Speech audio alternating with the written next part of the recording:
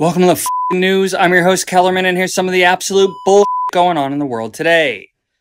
Ukraine launched a missile attack on Crimea, which the Russian military mostly shot down, but one missile exploded in the air, and the pieces of it killed at least 4 people and injured more than 150.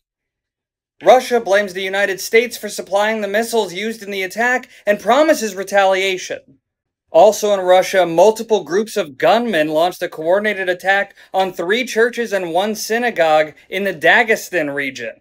At least 7 people were killed and dozens were injured. 4 Israeli airstrikes over the weekend killed at least 50 people in Gaza, including 1 strike on a medical clinic that Israel says killed a senior Hamas commander, and the Gaza Health Ministry says killed the director of their ambulance and emergency department. And here's the thing. Both of those things could be true at the same time. And in the United States, a man has been found alive after going missing for 10 days in California. He had gotten lost on a hike and had survived in the woods by eating wild berries and drinking water from a creek out of his boot. And while authorities were searching for him, they stumbled upon a totally unrelated missing hiker who had gone missing a few days earlier and seems to have not survived the heat from this past weekend. Welcome to the f***ing news. I'm your host, Kellerman, and here's some of the shit going on in the world today. In the United States, a 32-year-old woman got in a car accident in Minnesota and then was arrested because she had a f***ing dead body in the back seat. Police on the scene said it was immediately apparent that the death was not a result of the crash. China's space probe returned from its trip to the moon, bringing with it the world's first samples from the previously unexplored far side, or dark side, of the moon. Brazil's Supreme Court voted to decriminalize the possession of marijuana for personal use. The Israeli Supreme Court ruled with a unanimous vote that even ultra-Orthodox Jews must be subject to the country's military draft. And in Kenya, thousands of protesters stormed the parliament building, causing lawmakers to flee through a tunnel shortly after passing the unpopular tax bill. The protesters set fire to the building and were ultimately dispersed by police who used tear gas and real bullets. At least 5 people were killed and over 30 were injured. Welcome to the f***ing news. I'm your host, Kellerman, and here's some of the shit going on in the world today.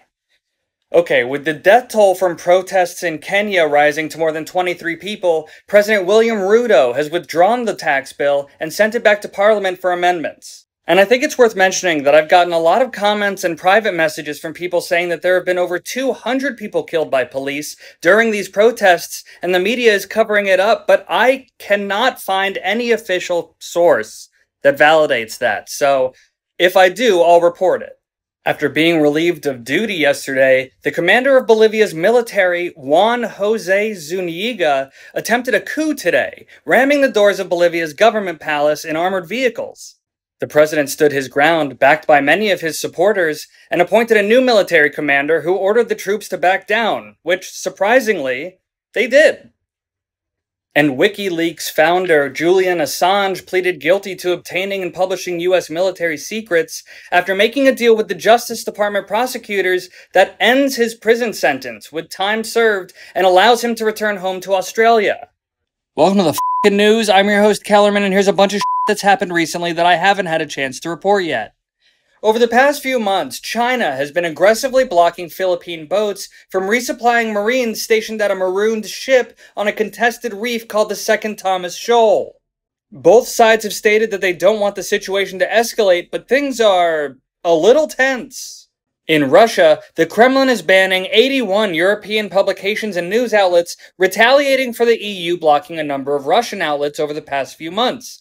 Both countries are accusing the other of pushing propaganda. In the United States, Oklahoma's state superintendent has made it required to teach the Bible in schools. Louisiana's governor passed a bill that requires the 10 Commandments be displayed in all public schools. Someone who participated in the January 6th riot was cleared of the charges of obstructing an official proceeding by the Supreme Court, setting a precedent for hundreds of other defendants from the same event, including Donald Trump himself. Speaking of Donald Trump, he debated Joe Biden last night, and it was... You'll be able to watch the whole debate and play a drinking game along with me over on my Substack, so follow me there if you give a shit.